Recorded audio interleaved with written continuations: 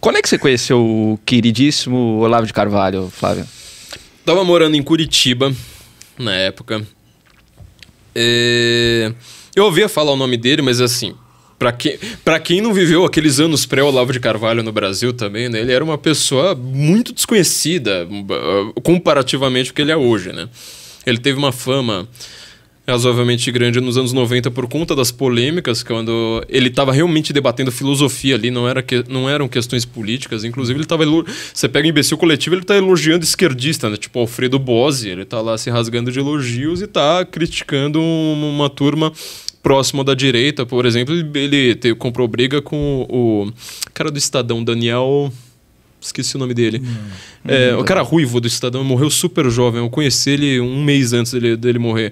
Mas enfim. Então assim, eu conhecia assim, de nome. Só que eu falei, radical, né?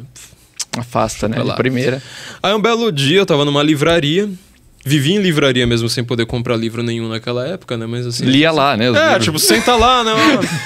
Dá um café, aí, tá bom. Passa a tarde inteira lá, meu. Eu li muito livro dentro de livraria. E tinha um livro lá, Imbecil Coletivo. Primeiro. Nunca mais vi. Só que eu achei curioso o nome. Falei, nossa, nome engraçado, né? Imbecil Coletivo. Quem que dá um nome desses pra um livro? Aí, eu simplesmente fui pra casa. Eu falei, alguém comentou alguma coisa sobre o Olavo. E eu caí num vídeo dele, no qual ele estava falando sobre o Clodovil. E a visão que a gente tinha do Olavo de Carvalho é que era um radical da Igreja Católica, hiper religioso, não sei mais o que. Eu falei assim, você tá falando do Clodovil, tá falando mal, né? Porque, chegou lá o deputado gay, não sei o quê. Eu vi o videozinho, era um cortezinho de 2 minutos do Throat Speak, né, do podcast que ele tinha. Que ele falou assim, as pessoas agora, não lembro quem que foi, se foi a Jandira Fegali, Maria do Rosário, mas foi alguém do PT que falou assim, que o Clodovil não poderia dizer que ela era feia. Jandira Fegali. Acho que foi a Jandira, né? Não sei porquê. E aí o Olavo falou assim, mas se... Vocês estão falando que vão processar o Clodovil, vão ter que me processar também, porque essa mulher é feia pra caramba. O que você quer que eu fale? Que ela é bonita? Não, pelo amor de Deus. Eu sei que assim, foram 2 minutos que eu falei assim, cara, eu não acredito que eu tô rindo tanto de um cara que tá todo mundo dizendo que é um radical, não sei o quê. E o cara tá defendendo alguém que assim, ele não parecia ter grandes concordâncias. Ele tava defendendo uma questão pontual. Eu comecei a ouvir um pouco, né, do Olavo. Eu falei assim, cara, quer saber? Eu vou procurar na internet aquele livro lá, Imbecil Coletivo. Peguei o PDF. Achando assim, vou ler aqui pra dar uma... tirar sarro, né? Então, pior, ele começa falando mal do pessoal da linguística. 1º e 2º capítulo. Os caras que eu estudava na faculdade, né, minha única referência naquele momento, eu falei, quem é você para falar mal desses grandes linguistas, né? Eu fui lendo, só que assim, cara, o Olavo, ele escreve tão bem, mas tão bem, impressionante, que ele fala uma coisa assim que eu não concordava, assim, da primeira linha até a última. Eu falava, cara, preciso ler o próximo artigo. Discordo, mas quero ler. Meu Deus do céu, discordei de... Não, pera, mais. Bom... o resto da história, né? Ele foi... Eu comecei a perceber, né? Que ele tinha um conhecimento que era um conhecimento não acadêmico. E pior, né? Isso foi uma coisa que me chamou muita atenção sempre no Olavo. Quando eu iria falar assim, não, mas eu discordo do Olavo porque eu aprendi na faculdade isso e aquilo, então ele não sabe o que está dentro da faculdade. 3 páginas depois você chega lá e ele fala assim, não, porque esse autor aí que estão dizendo na faculdade, ele diz isso, mas o livro dele, sabe, um livro lá pouco conhecido, que não foi traduzido no Brasil, porque eu só tive que ler em francês e não sei mais o que, ele também diz isso. Caramba, meu. Sabe mais, que eu iria dizer... Fefeleste, ele também fez Fefeleste. Não fez, não. Ele fez, ele foi meu colega. É verdade, eu estudei lá e ele... Assim, você falou 2 vezes. Eu não tinha... Depois eu só cheguei a escrever um e-mail para ele, falar assim, Olavo... É incrível alguém ter saído de lá e não ser esquerdista, radical, né? Ele falou, pois é, deu uma resposta seca, nunca mais eu falei com ele, mas ele fez. Ele deu uma passagem por lá. Acho que foi uma passagem, sim, né? Não foi... Não formou, né? Exatamente. Mas... Então foi isso, assim. Esse foi um rito de passagem mesmo. E uma coisa que o Olavo, ele estava constantemente... Isso é Vou falar uma coisa histórica aqui para os nossos... Um detalhe histórico muito importante aqui para os nossos espectadores. O Olavo, ele estava constantemente avisando que as pessoas não deveriam ter se preocupado unicamente com a política. O problema foi o que aconteceu com o Brasil, principalmente a partir de junho de 2013. Quer dizer, a gente está no momento de hiperpolitização da vida no mundo. Não é um fenômeno exclusivamente brasileiro. Eu lembro, por exemplo, da primeira vez que eu fui para os Estados Unidos na vida...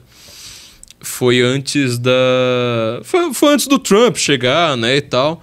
Então, assim, você ia na rua, tava todo mundo conversando sobre N assuntos, sabe? Ah, olha... E a gente ficava assim, tipo, olha, mas você não tá preocupado com as eleições? Eu perguntava pro taxista, né? A eleição ainda iria ser no final do ano, eu tava no comecinho, o cara falando... Ah, tem essa mulher aí... Taxista, né? Tipo, tem essa mulher aí querendo concorrer com um cara. Era assim, sabe? Não falava nem dos nomes, o cara completamente desinteressado. Eu acho que a mulher não tem chance. Então, assim, eu já voltei dos Estados Unidos naquele momento falando assim, eu acho que a Hillary... Sabe? Porque taxista tá sempre certo, cara. Não dá pra você folgar muito com o conhecimento do cara, porque o taxista ele faz uma coisa que nem jornalista faz. Ele ouve o dia inteiro. O dia inteiro. Ele tá o dia inteiro ouvindo o dono da empresa, tá ouvindo a empregada. Então, assim, ele é um cara que pesquisou muito mais que a gente. Exatamente. Eu falei, cara, os taxistas lá não estão confiando. Que história é essa, né? De jornalista falando que tá ganho pra Hillary.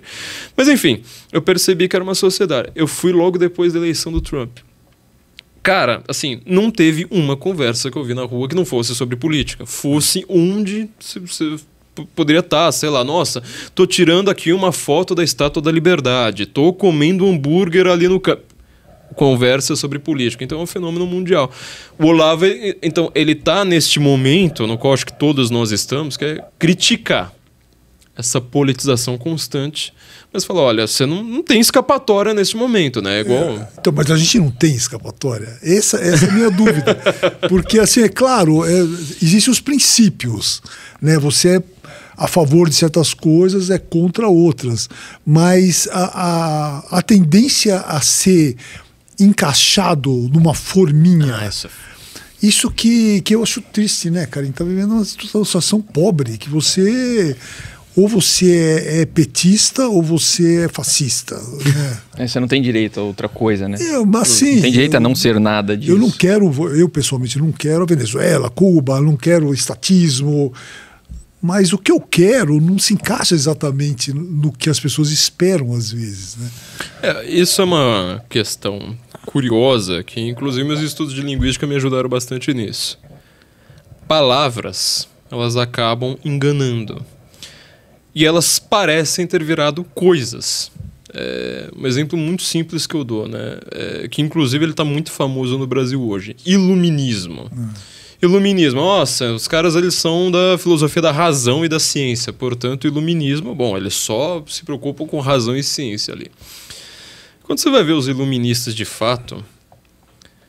Primeiro lugar, você vai descobrir que aquele período foi um dos períodos mais místicos, né? Todo mundo ali, as sociedades secretas, misticismo, um monte de crença e de superstições malucas. Foi um período bem pior que o romantismo, muito pior. Segundo ponto, se eu chamar qualquer coisa de razão ou de ciência, as pessoas acreditam que eu falo assim, não, eu tô acreditando em você, porque você está dizendo que você é racional. Então eu vou lá e falo assim, olha, eu acho que o governo tem que ser assim, porque isso é científico. Mas ninguém mais sabe, ninguém questiona. Ué, ciência é um método de investigação, não um método de conclusão. Exatamente. É um método de investigação. É a história do consenso científico, né?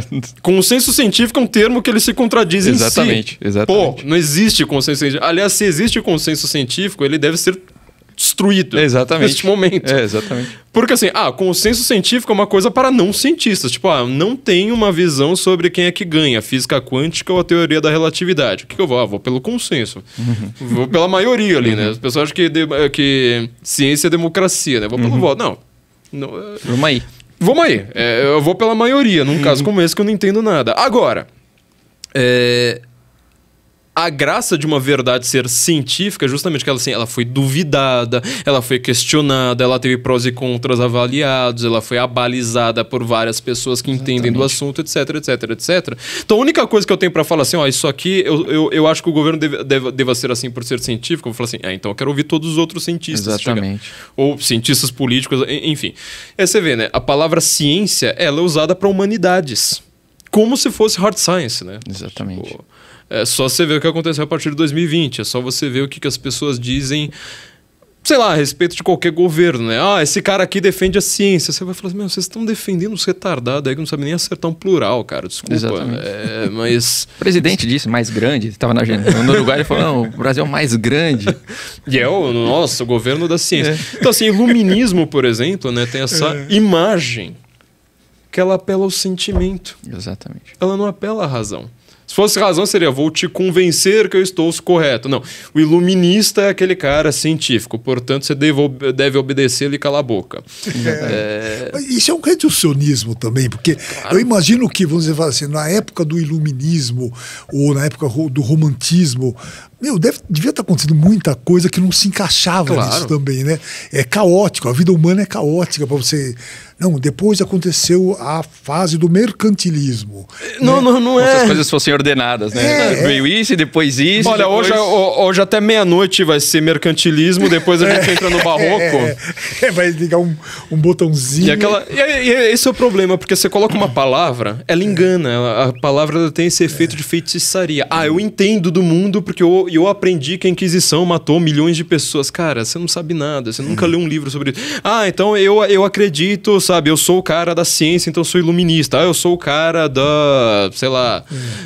Então, assim, as pessoas elas estão hoje numa idolatria de palavras. Exatamente. Uma idolatria de palavras. Você se importa muito mais com a forma como aquilo ali é descrito. Por isso, blogueiro bolsonarista Lando Santos. Esquerda que defende os pobres. Né? Esquerda que defende os pobres. O governo... defende os trans, os gays.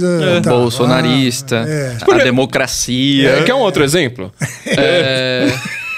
As pessoas no comum da vida, elas esquecem que a China é uma ditadura.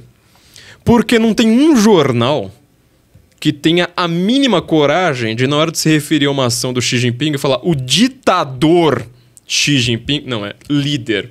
O que é líder, cara? Só o Oeste. Aliás, é isso aqui. Ele falou jornal. Como a Oeste é uma revista, nós temos essa coragem. Aqui a gente chama o secretário-geral do Partido Comunista, mas o ditador. O ditador não é o líder. Líder é uma palavra que eles usam para isso. Exatamente. Então você vê, é um domínio social coletivo por palavras. Eu estou sempre assim falando, cara, vamos nos afastar um pouquinho, ver o que essas palavras estão enganando a gente aqui. E como é que é a história? Quem não é de esquerda é de extrema direita, né? Hoje só existe extrema direita. Extrema direita. Centro-esquerda, esquerda, centro e extrema direita. Não há nada. Dá um pulo. Assim, exatamente. Né? Não tem. E até, a gente conversa muito sobre isso, sobre o que é ser de direita, o que é. Não, se eu não é de esquerda, então você é de direita. Eu não sei o que é direita exatamente.